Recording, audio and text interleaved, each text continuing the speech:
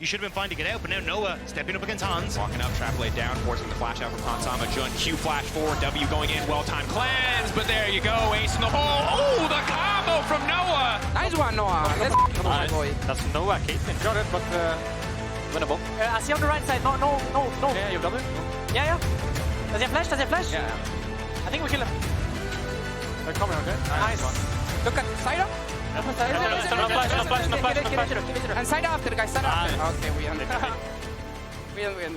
Well, it's been 849 days since Fnatic managed to beat G2 in a best of 5, and I don't give a flying know what? If you think I'm jinxing it, I have to say it because it would be absolutely insane if they do it. As Caps' dad is just out waving at us during the segment. He's excited he gets to see more games, but G2 might very well lose the series in this next one. And I gotta ask my panel, because it got so crazy. Did we see like high gameplay or fiesta or a combination of both? Well, we saw a combination of both because it started with a lot of, good stuff from both teams, but towards the end, given G2's draft, it did evolve into this sort of fiesta gameplay because Dylan, when I worked with him, he always had this thing where he said, any game past 35 minutes, you have to take it to the streets where who cares about macro, who cares about good plays, you just need to find these sort of rat plays where you're just catching people off guard everywhere. Go ahead. Do you agree? No, I was just the lights. Yeah, the lights went on. I know. Try to ignore it. It's a live environment. Did you think it was a fiesta? No, but I mean, what Odo said, I 100% agree with him and Dylan. Like every game past 35 is a fiesta. You're fighting for your life there. Every dragon is alive. Every baron is alive. It can be your nexus. It can be anything. Like you never know when it ends. So yeah, one mistake can be fatal. So did Fnatic do well in those situations? I think so, and I think they have the right kind of tools to do well as well, because at the end of the day, you put the two compositions next to each other as well. Fnatic just have an easy composition to use that kind of well suited to this kind of fist fight where you just get to make your own fight 24/7. All everything just layered in on top whenever you want. It just makes G2's life very difficult because their picks and fights have to start a little bit differently, whereas Fnatic, it's very route one. And it's such a stylistic mismatch because now to dive into a little bit more analytics of the parts that were actually analyzable because this game did devolve into complete fiesta. Right now in this situation, G2, they realize that the game is out of their hands and they need to pull back. And if you see, they're giving a lot of space because Fnatic has all the tools they need to just brute force and engage. And G2 is making it really hard for them. People walking out in and out of range. June now he's forced to find an engage that is not really so optimal because G2 is keeping them at... Yeah, Q flashing nothing is not optimal. So they're keeping them at arm's length. Now it's just a street fight where there's no front to back anymore. The river, actually. Yeah. A river fight, exactly. It's a river fight, yeah. Because G2 doesn't have the tools to keep the game stable right now in a complete front to back, and given how behind they were in terms of composition, even though the gold is even, when you look at the tools of the composition, it's really, really hard for G2 to keep this game together. But they're finding these creative ways, they're taking it to the street, and honestly, any other team outside of G2, they would fall under this sort of pressure. I mean, for sure, this comp, after that early game with Renekton, it's like, I think Caps was keeping him in the game for a good amount of time, and I think some of the plays that he went for maybe backfired a bit, but it felt like he had to do them right, so... I think it was a good fought battle. Like, it's definitely way harder for G2 to win than Fnatic after that early game, right? That early game, indeed. I was seeing the Noah highlight reel after that early game, then it really didn't happen. I would still like to give him some props for his Caitlyn, specifically in the laning phase as well. Have G2 something to think about going into the next draft. Yeah, I mean, it's now something where it's like, okay, it's a series bender, right? Because now that you've dealt with the Caitlyn, it's like, okay, was it strong enough in lane that we have to consider banning it, second phase if there's no AD prior early on? Is it something where it's like, okay, now Fnatic have shown that they're willing to just sit on their 3 tank compositions, double DPS, and just play front to back instead of what G2's game is. I think that is the bigger issue, what you mentioned. Like the tanks, I think the Sejuani Azir is what's giving them trouble because the Azir is like the only real damage mid and this meta that you can like maybe optimally pick and be happy with, or you're like out-damaging or damaging, same as an AD carry, right?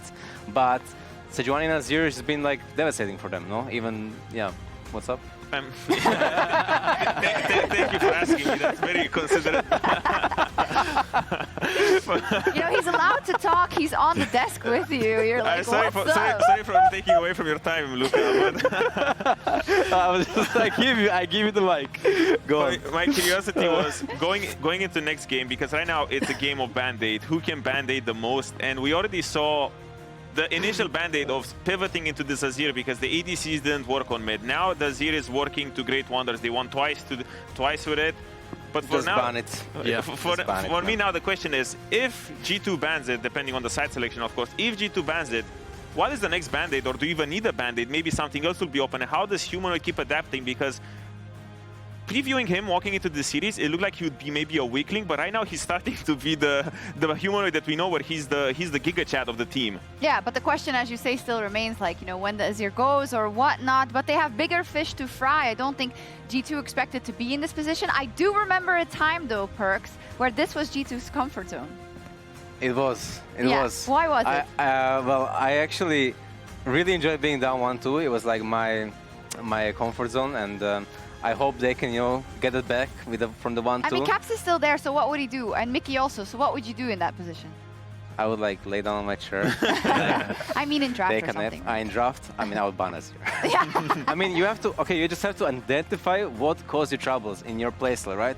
And I think it is Azir. I think it gives Fnatic what they want to get, and they should remove it and just see how it goes. Okay. At least, you know, like this is like the one champ that Humanoid is really good at and fits them right now. I'd like to bring back the prediction graphic that we had earlier in the day, because we had a lot of 3-0 G2. We had 2 3-2 Fnatic. We had 0-3-1 Fnatic predictions. It is on the horizon.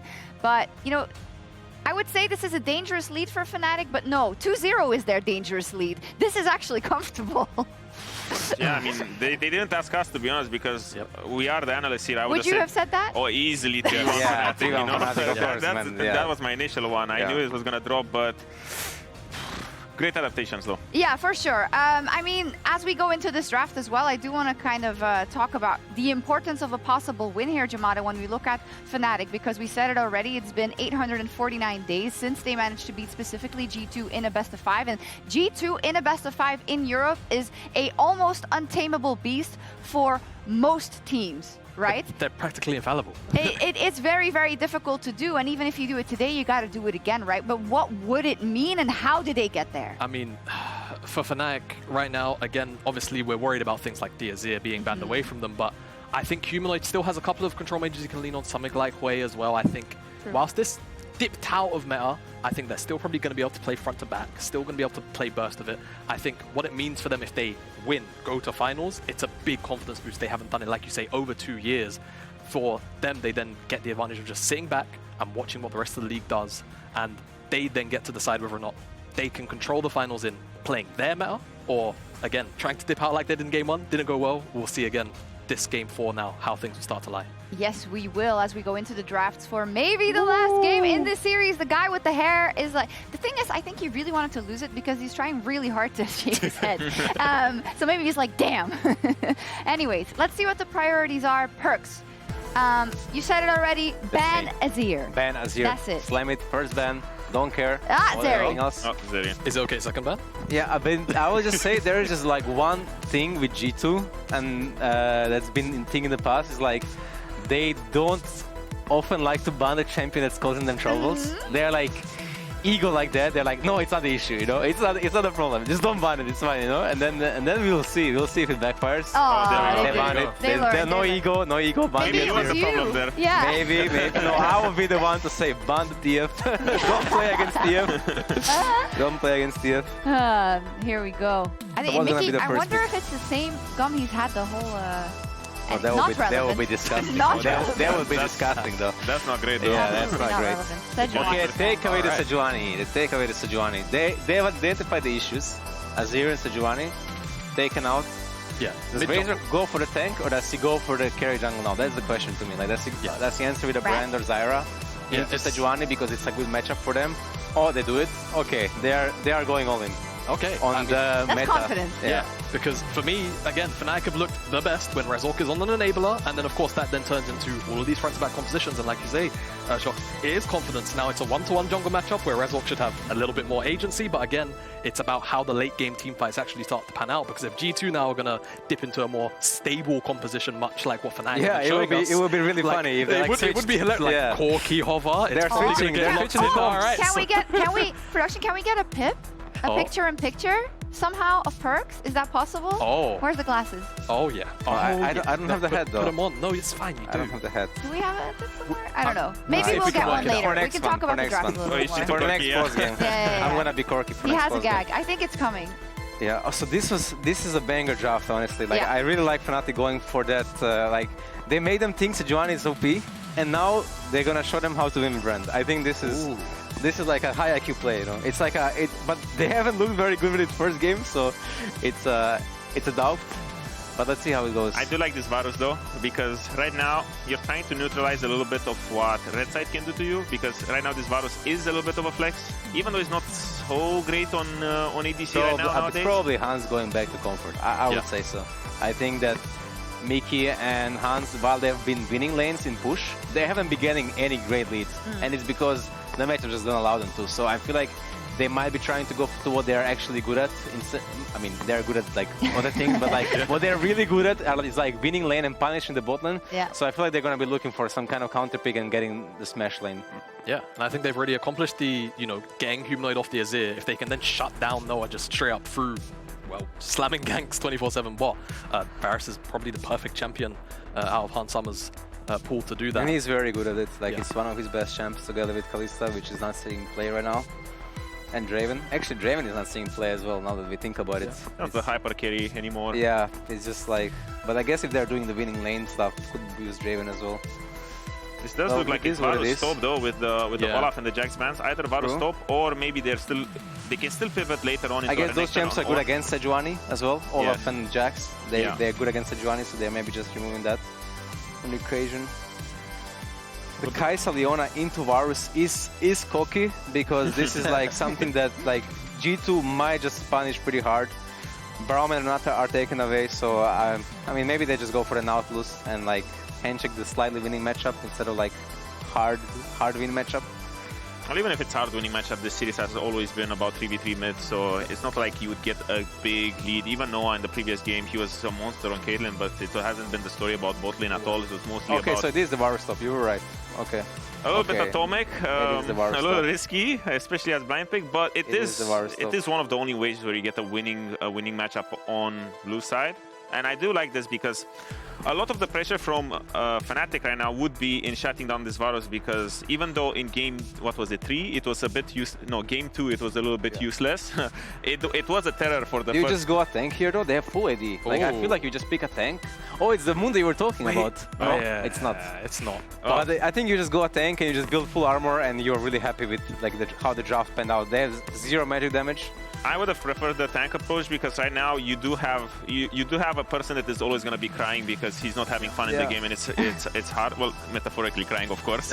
He's not going to be crying on stage, but You never know. Like, he might just be like, Razor, come top, man. I can't anymore. I can't see us. That's what I would say, because if I'm Renekton right now, it does. We saw it yesterday. Kana had a great game. He pulled back under the Nico pressure and he was relevant in the game. But right now, it is really, really hard. And if you're going for this approach where you're going to be losing top, at least I would have preferred to see a losing top where it has a little bit more facilitating, more engaged for the rest of your squad, especially because Mundo would bang, man. Mundo would bang. Yeah. I would like Mundo here. Crocodile Full armor again. Mundo. But we don't see it, and they've disappointed Perks, so they don't deserve to win. Let's get to our casters. Oh, thank you. Damn. Strong words from Perks. They've disappointed him, so he doesn't deserve to win. Perks definitely said that, not Apia. And it's crazy because Perks has never, made Fnatic fans disappointed at any point in time in his life, Was the sole source of a lot of their disappointment for many years. Well, honestly, I'm down for game 5, gentlemen. So, let's see what happens. Here we are. Fnatic wins, save hair. You are here, halfway shaved. Interesting position to be. I don't think that's how the bet works. I like the clapping. I will steal that in classic play-by-play fashion. Thank you, audience member. Here we go! Match point for Fnatic, Game 4 in this incredible upper bracket series. Winner goes to finals. Loser down to the lower bracket. Second life, a second chance. We'll see how far they can make it. Hang on. We've got to talk about this. Can we go to the top lane, please, observers? Both supports are cooking. They are setting up to get vision for one another. And they both, I don't know who was reading who, but they're both here ready for something. I just appreciate their entitlement with like resets and everything. Yeah. And the ward, oh my gosh. That's pretty great. I'm sorry, but this is a rom-com now. This was their meet cute. This is too synced. But just too love perfect. it if in the all chat they both just sent a heart. Just a little heart. Like, yeah. Wait, the real question for me is, so if you are quick enough with wards, you can click them, you can run your mouse cursor up to the top left corner, and underneath them, the health bar, there's a little thing that'll tell you whose ward that is, if you're quick enough. So I'm curious if they actually know if it's the enemy support that was up there, if they were quick enough, or if they think it might just be the ward for the enemy top laner. It's a good question. Will they be overconfident as that ward fades away, not realizing there's another ward to back them up? Is that tiny, tiny mind game going to break open this top lane matchup? For now, no. We'll need a few minutes till that first ward we'll fades. never know until they're right. Yes. Hey, I don't think you fully understand the power that we casters have to manipulate the narrative. That's true. We can make this whole game about that ward if you want to, Dagda. And observers are with us. You've got back. We once convinced someone that Licorice solo killed a guy that he definitely didn't solo I kill. remember that. That was an accident. Yeah, that was funny. Well, it would have been if it was intentional. Instead, it was just a big accident. Yeah, it was a big accident, that's true. Yeah, a bit of an oopsie. Unsurprisingly, level 1, Misfortune, obnoxious champion to lane against. Does not get any easier for at least the first few levels. And Noah, of course, forced to take Cleanse here, as is Hansama, so we'll see if there's any early action. It is a great matchup into specifically Kai'Sa as well, because Kai'Sa's so short range, you tend to have to walk up into the backline minions, which is oftentimes we can get that kill double up damage onto the AD carry. So I think Noah going to have to be very careful how he tries to CS, and it makes it really difficult to try and contest any sort of waves. This does open up Mikyx to start moving around the map. I don't think he'll get anything in mid lane, but at least can poke his head in and see if he can make any action happen. Is Humanoid going to get overconfident here? Been here enough times. Wants to wait for the dash cooldown before he's going to step up again. I mean, the calm has come through, right? The support missing, and so he's like, yeah, he's probably mid. There he is. He would be right, because he's already experienced this Mikyx gank last game, and he did lose his life for it, but his Jun on the way to offer assistance. Razork here too. Bit more poke down. Isn't going to matter too much. Just hoping to crash the wave, but we'll eat a Foss bomb in the process. Not ideal. Both sides just really want to get that shove in mid. So get the Scuttle Crab. Yike on it first. Razork, though, already here to contest the engage. Engage already going in. Big damage on a Humanoid. Tries to fire back. The Ignite ticking. Jun desperate to kill the kill on Cavs, but he still has the flash. They'll be able to walk away effortlessly. And now Razork, he's so confident in the 1v1, and he should be. But the 2v1, bit of a different story. That said, brand damage. We're reminded why this champion is so powerful. Mikyx, at least, there to do a bit more, there to make sure Sejuani can grab the kill, but it's a bloodbath on the top side, and now it's Mikyx who's been caught out. Humanoid TPing back first. They're desperate to finish the kill. The extra movement speed coming from the Scuttle Crab. Mikyx mounts up and is knocked down. It was supposed to be the meet cute, and the boyfriend showed up to help out at the last second and completely wiped Mikyx out. But now Hansama no on the bottom side, even BB. Very violent rom-com. Rob is now Broken Blade. Looks like he's going to try to kill Oscarinin in the Q flash. No room for error. Broken Blade commits the flash to make sure that Oscar doesn't get away. And already in game 4, both these teams are off to the races. A bloodbath in the mid lane as both supports get involved. Razork finds a kill back after getting isolated, after losing his mid laner. The bot lane skirmish. I look away for 1 second here, Rob. And they start killing each other. We got 5 kills in 4 minutes.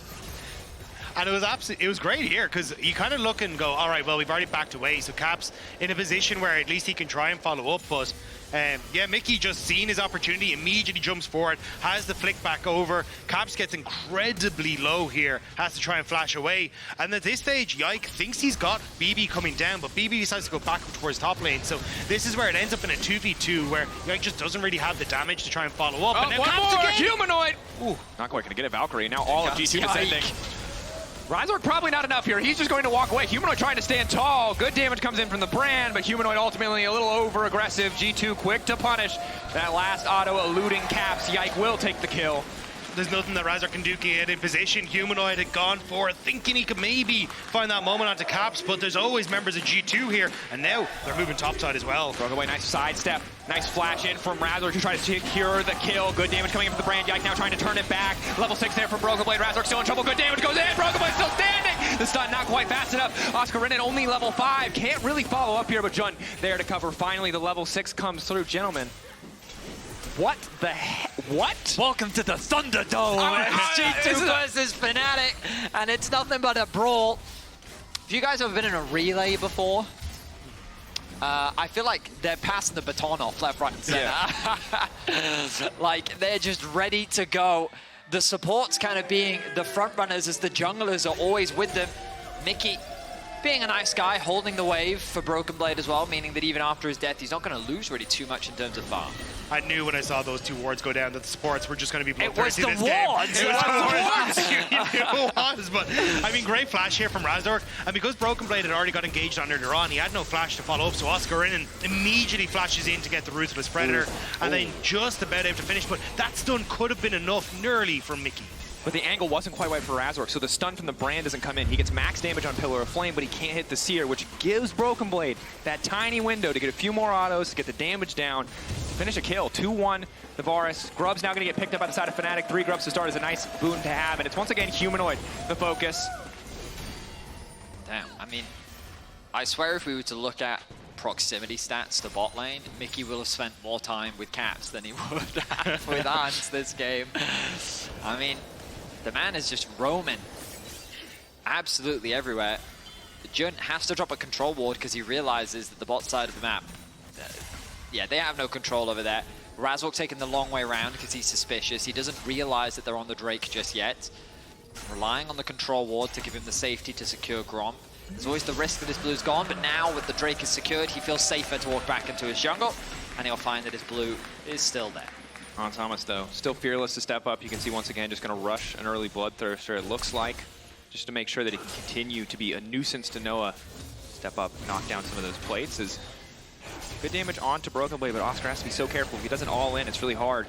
Those extended trades as the Culling comes in. Yike tries to find the snipe angle. Doesn't quite land it, and Jun instantly here to cover. If the root had connected, then there was definitely a world where Caps could have converted that into a kill, but we're in a weird alternate reality where bot lane doesn't matter. Like, normally it's top, right? But they don't matter. They're just going to sit here in 1v1. I mean, everything is upside down. If you think about it, because we now play AD carries mid, bot has simply moved to mid lane. Yeah. So, I mean, it's almost like both Mickey and Jun have decided which AD carry they actually want to play with. And, it's like every parent's favorite question. Which child is your favorite? Not a dangerous question at all. Not going to cause any trauma.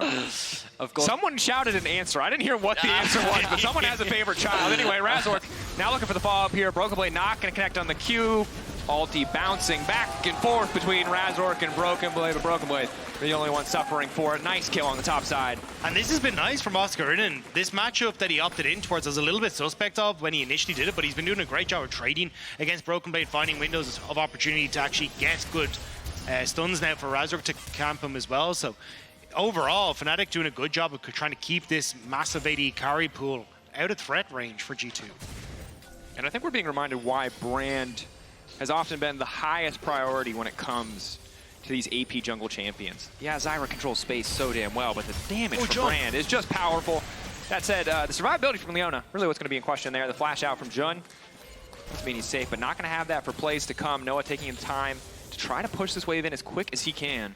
Well, I mean, one of the advantages of Misfortune back when she was meta a long time ago is that passive movement speed, right? Her ability to roam from lane to lane is something that's incredibly valuable, and he's not going to lose anything.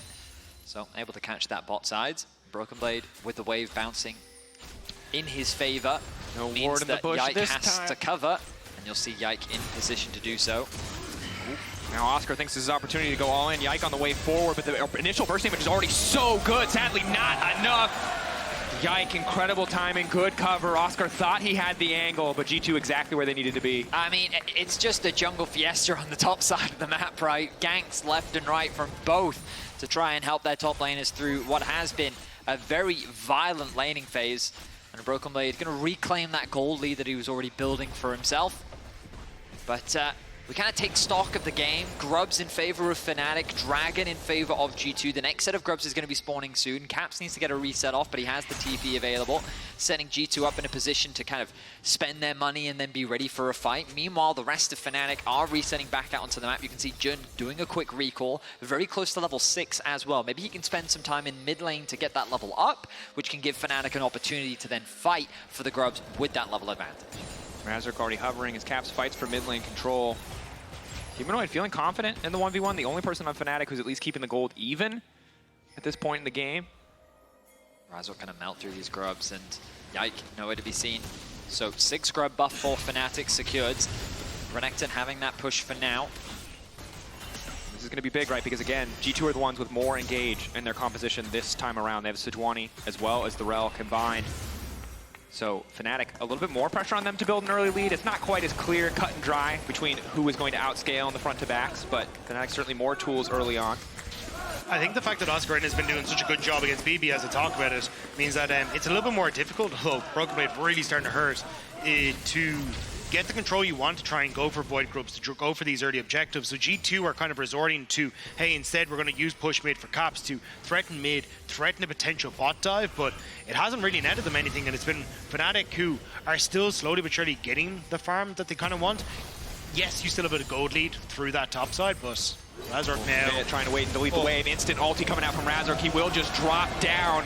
Brand passive damage, good, but not enough to finish a kill here. TP coming in from Humanoid, but just a little bit too late. Kept his flash though. Didn't want to try and get out of that. I think he kind of accepted that he was done for in that position, but maybe looking towards that dragon as well. Just trying to see if, again, Fnatic can try and use the advantage that they should have from Razork being able to clear fast and get into the position, and even Noah moving back into that bot side a little bit quicker. But yeah, a little bit unfortunate. You spotted that G2 were there, just wasn't able to escape.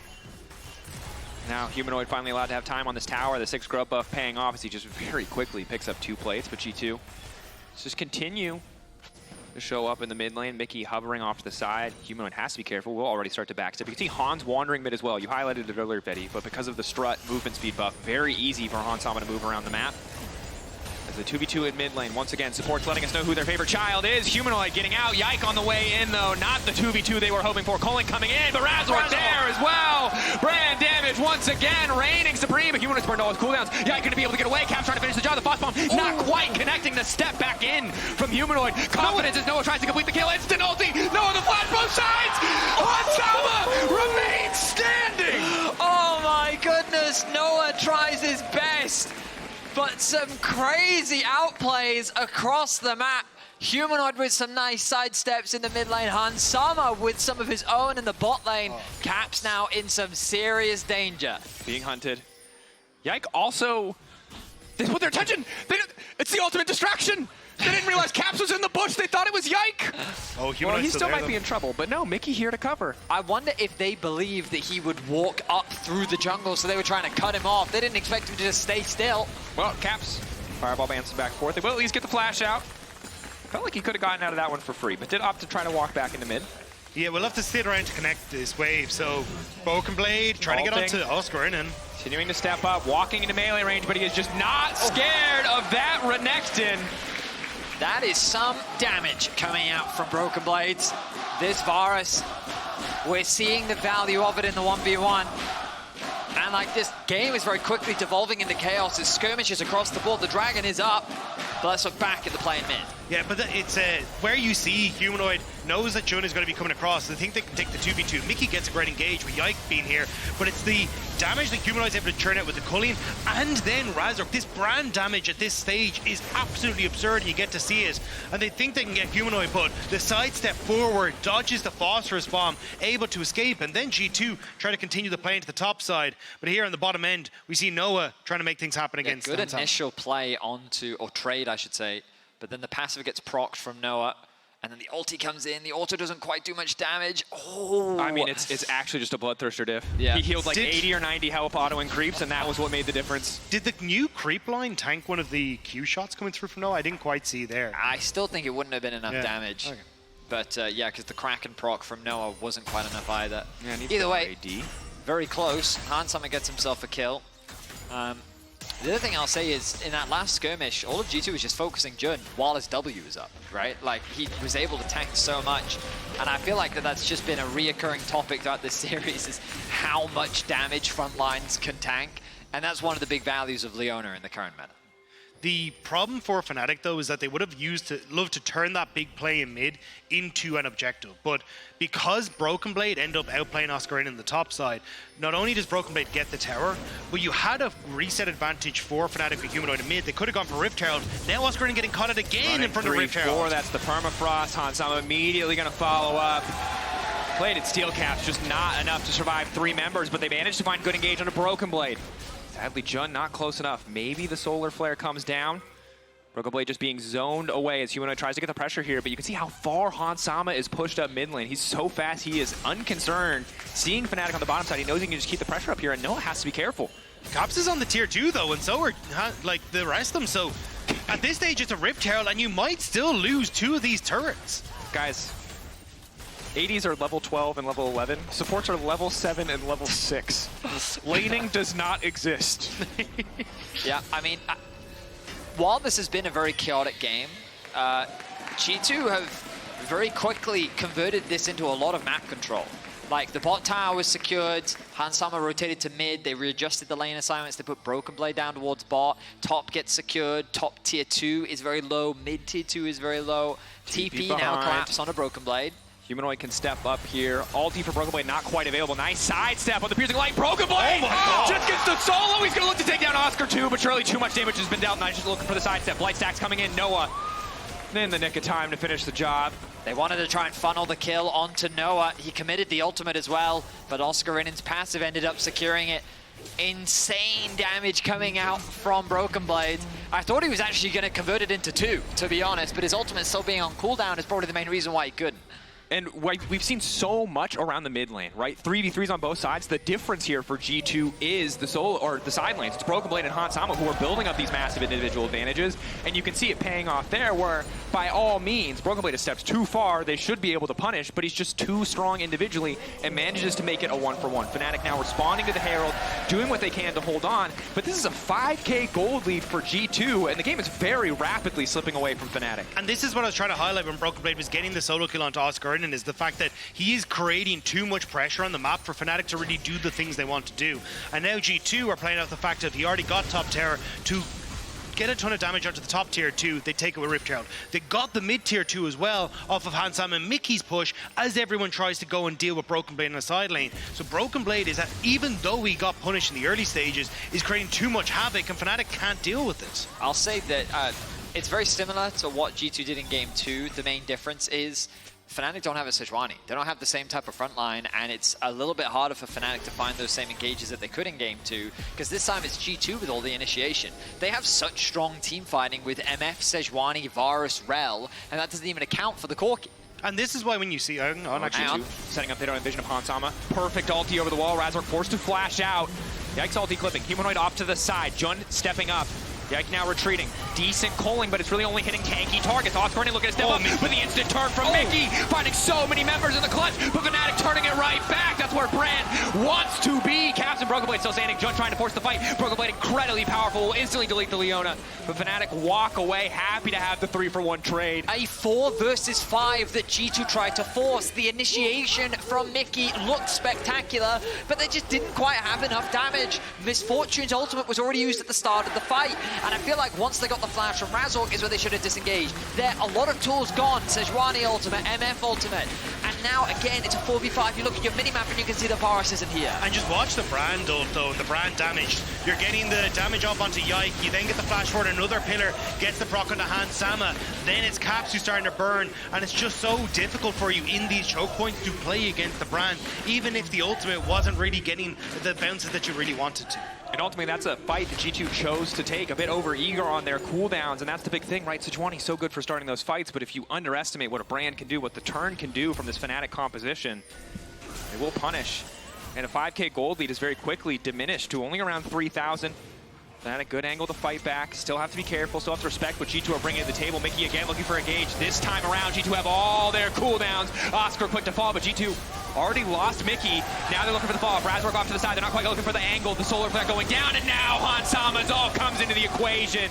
Good damage fired back, but still 2-for-1 in favor of Fnatic. It's a story of overcommitment once again. We're seeing this in this series where G2 think that they've got themselves a winning fight, but look at the context. Mikyx engaged onto the front line. Shun over the wall, will find Broken, but Fnatic aren't quick enough to follow up! Not they hesitate! The communication not quite there, but now Humanoid dashing in, good damage. They're trying to finish the objective here. Varus Q should snipe it, it does indeed. And now Noah looking to bring it home, instantly ulting in. Killer Instinct, Broken Blade might just get taken down. Mikyx ready to try to turn it back. Humanoid locked up! And just in the nick of time! Riding in on a metal steed, Mikyx keeps his top laner standing. 3 seconds until the next arrow is up from Broken Blade. Mikyx is trying to see if he can set up Noah. It's going to be spotted. The one Broken Blade! Arrow! It's a close one. Fnatic, they lose the dragon. I think they won the fight. It was very close. We are 15 kills to 13 and we're only 21 minutes in. My goodness, let's look back at this engage. Yeah, because you can see here, Fnatic are all kind of set up to try and take this fight, but Broken Blade and Hansama aren't really in position, so a lot of that upfront engage gets used by G2, while Fnatic are still able to peel back. Yike, then trying to get on towards Razork, only finds himself in a difficult position, and there's no target selection that can really come through from Fnatic, because it's this bob and weave in and out of the fight for Fnatic, because those engage tools were already used. And then here, I think Jun was setting up for Noah with the ultimate to try and go in onto the back line, but Noah didn't want to try and commit fully because he was waiting for this moment that ends up coming up where the poke comes through, it starts to land, and then Noah sees his moment and seizes it. Well, the bell's ringing and it's time for another fight, so whatever happened to the back end of this fight, good turn from Mikyx, well timed, but already both teams setting up on the top side of the map. Whew. I'm glad that Game 4 is delivering just like Game 3. Nothing but a brawl between these two teams. Mikyx queuing in. Nice stun onto Oscar. Broken Blade ready to fall. That front line is not that tanky. Coling, though, buying a bit more space for Oscar, but he needs to get the hell out the range. Heck on. From G2, too much. Jun and Oscar deleted. The tanks have disappeared. The front line is just not there to contest this Baron, and G2 looking to bring us to a Game 5. Beautiful CC chain from G2. Mikyx just hits with the Q. Yike gets the ult, and then it's the follow-up slow that enables Broken Blade's Chains of Corruption to hit Jun, sees onto Oscarinin, and the double front line just gets completely erupted from G2. And now, with Baron in tow, the sideline push is going to be so good as Noah might get caught. Noah caught out. Quick cleanse out, not a lot of ways to get out. Razork looking for the stun, maybe Noah can get in on the Caps. Caps isolating himself, Noah trying to take the opportunity, won't quite get the kill, but Humanoid now ready to fire back their demand disadvantage, but Razork does a hell of a lot of damage. Mikyx ready to cover the wall, but Humanoid walks way into the waiting arms of Mikyx, and down he goes. Good anticipation. Mikyx potentially in trouble now as well. Razork trying to back up, getting away from the stacks. Oscar can't quite get into the fight. Hansama doing a lot of damage. Ulti going in, Razork going down, but in the meantime, Broken Blade right up in the top lane. Focused on the objective. It's going to knock open an inhibitor. Mikyx has the Warmog, he's just going to continue to chase. Yeah, he's got that Warmog, so his health is going to start to come back, so he's fine to chase with Yike. That's an inhibitor gone, and G2 still with Baron in a position to start to push out this bot wave as well. They're going to reset, though. They're going to reset. They want to spend their gold. It's G2 that end up with the map advantages, getting value still out of their Baron. Noah initially getting caught out in the bot side river. G2 recognize this and they go for the collapse. Fortunately for Noah, Razork is in the area. He gets good damage. He's going to force the flash out from Caps. Nice, quick thinking here from Noah to try and get the trade back, turning it into a 1-for-1. But now 2 Fnatic members are being shepherded without any real support. The TP comes through, but they're running away from the support. Mikyx ends up securing that kill. He's hesitant about whether he wants to jump over the wall immediately. He realizes he's tanky enough to wait a little bit longer. But then Razork, nothing he can do, doesn't have the flash, gets ultied down, and an inhibitor is secured in the top lane. And Fnatic thought that was their moment. They saw that Broken Blade was on top side with no TP, so they were like, bring Oscarinin in, send everyone. This is the moment we can crack open G2. So, but they lose the fight and an inhibitor. Now G2, they're on towards this inhibitor again, and that's Brandled down. Pyroclasm onto a minion just to connect it onto Caps. Does mostly clear the way, but not enough. The Baron Empowered creeps too damn strong. Fnatic struggling to hold the line. And again, this is the problem with this MF pick in this context. She has so much movement speed. She can just walk up, lay down these slows. No one on Fnatic has the range to walk up at all. You don't have the engage tools either, because if you're going in, you're going into everything. Response and now, coming from Humanoid. G2 trying to force the fight here, knowing that they have the advantage. Mikyx looking for an angle to engage. Already one might just get taken down. However, Oscar still standing. That's going to be crucial. Man advantage for the side of Fnatic if they can live this one out, but they need to heal. They need more time. They need more life. The health bars might just not be big enough. Mikyx body blocking as much as he can. G2 caught in between the pincer of Fnatic. But can they find the fight? Can they find the angle? Jungle looking for the initial lock of Oscar praying to follow up. Mikyx already going to find one. G2 all instantly retreating out of the base, pulling back, but Humanoid still standing. Ulti is good from Hansama. G2 can just walk in. They've been zoned out of their own base. Hansama strutting with so much confidence. They're not sure if they want to go for this. Recall now coming in from Oscar. Oscar can zoom out and delete that MF if he gets the angle. G2 split on the call, playing with a lot of confidence, but their confidence is misplaced. They might get a kill, but it's going to cost them so many kills in the exchange. So much hesitation there from G2. They were divided between ending the game and chasing for the fight. Fnatic, with that window, was able to reset. Oscar was able to get back to base. Admittedly, though, Fnatic's base is in tatters. There is nothing left. Good luck breaking this one down. I mean, this is where you're looking at the engage from Jun is decent. It gets the lockup on towards Yike, which is one of the main tank tools, and Humanoid then just unloads back towards his Nexus. I think that's the first time I've ever seen a Lucian go this direction with the Colleen, and it means that then Fnatic, at least with some damage, as G2 turn back towards Humanoid, buy some space, they get to heal, and then as they come back out of the base, Hansama gets the cleanse off, everyone flashes away, they kill Noah, but Razork again, this AoE doing a ton of work alongside Humanoid, and this is where it starts to fall apart. They don't know whether they could try and stop Oscarinin from resetting. Mikyx wants to go for the engage, everyone else wants to go forward, and then Mikyx nearly spots that Oscarinin is there trying to reset, but it's a complete flub then on the whole play. No, you're 100% right. I think that Hans read that, like, I can just end the game, but then Mikyx said, I've caught Lucian, and so he has to follow up on that call, right? So it makes sense why the division was there. But I think for both teams, there's just been so much chaos. There's so many moments in this game and these incredibly close fights where everyone's not on the same page. But it's Sejuani ult, certainly an easy way to make sure that everyone is on the same page. Mikyx now immediately going to collapse, calling off to the side, only connecting on Yike, but it's doing decent damage. And again, G2 confident to step up, but don't quite have enough to finish the kill. They are not playing like G2. G2 would say, wait, Noah! Going in to finish the kill. Does get the flash out from Yike, tries to follow up with the W. G2 quick to body block. But G2 would regularly go, hey, we'll play for sides. We have super creeps in bot, super creeps in top, an open Nexus. Let the waves do the work, but G2, impatient, want to try and close this out, but now it's going to cost us. Jun misses! Jun. That Zenith Blade could have been big. Instead, a bit of a missed opportunity. Banshee's taken away. Moving the spell shield, Jun very low. Needs a bit more time. Scoreboard taken away, but he does have the war marks. You can see plus 91 starting to come in, but the poke landing, delaying that regen. I mean, the good news for G2 is that Fnatic will keep being divided by the super minions. I think, as Dagda was saying, Caps. Nice Valkyrie. Still gets stunned up. Manages to make it out, however. You gotta be careful though, G2 can just end the game. Like Super's at any moment. Any single sign of weakness. Weight of minions is going to be a problem here as the third inhibitor falls. Top side is about to respawn. G2 really want to take that one down, but instead... Baron because they're afraid. They're afraid of Fnatic's team fighting power. Look at how strong this Lucian is. They don't want to take the risk. Cap's about to have TP as well. A constant threat with the super minions pushing in. Someone always has to be ready to respond to those waves. The Nexus very quick to fall against the Triforce Corki. There is no ward to try and get him in there though at the moment, so it'll only be the creeps if they start to bully their way through, but now what will be essentially triple inhibitor down for Fnatic, and Baron going to be available when G2 move in towards that top side. It's going to be next to impossible for Fnatic to defend this. And, I mean, they're lucky they got the Brand in the jungle, right? The wave clear here is okay, but double super minions in every lane. Yeah. I mean, it's on the way, right? It's only single super minion for now. But top inhibitor about to fall. You just move there and take Baron, it. Yeah, there's not enough wave clear in the game when you don't have Nexus towers. G2 set their sights on the top inhibitor. Bot wave super minions are starting to stack. But it does look like we're going to a game 5. And I already think that you can see the pressure in this series, the chaos of this game 4. It's been a long series for both sides. 40-minute game, longest game of the split earlier on today. This one again, up to 30 minutes.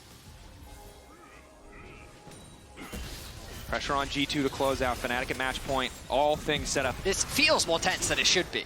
But that's the entire series so far, right? Fnatic are strong enough to still win a fight. It's a question of whether or not they can find the right engage, which they have not been able to do so far in this game. Time isn't on their side though. Look at the creeps in mid. Fnatic need to go with it. Now they find the angle, but already Yike body blocking the calling. Mikyx looking for the counter engage, and Jund about to get shredded to nothing. Finally, G2 find a fight. G2 find an angle, but the carries still standing. Noah going in, sniping one, instantly flashing out, but sadly, it's just not enough. The 4-man core, G2 still standing strong. They've only lost their support Nexus. They can just auto attack and end it here, and you can tell it's serious. They're not messing around. They go straight for the throat. They go straight for the end. Game 5, baby. G2 versus Fnatic. I cannot believe we find ourselves going into a game 5. What has been a long, drawn-out and very, very bloody series will now culminate with both these two titans facing off against each other. Broken Blade got himself 11 kills on the Varus top, making it work much better than he did in the previous game. Cap, surprisingly, not a single kill this game. Mikyx had more kills than he did. Surprisingly muted game overall, but Fnatic clearly showing that they're willing to go toe-to-toe, and Razork continues to be a terrifying jungler. His brand was monstrous in this game, even though Fnatic came up short. In a crazy world of 80 carries in every role, Sejuani turns out to be the pick of the day. Here we are. It's time to go to a quick break. Silver Scrapes, game 5, right around the corner. Winner, a place in final. Loser, straight to the lower bracket. Don't go anywhere.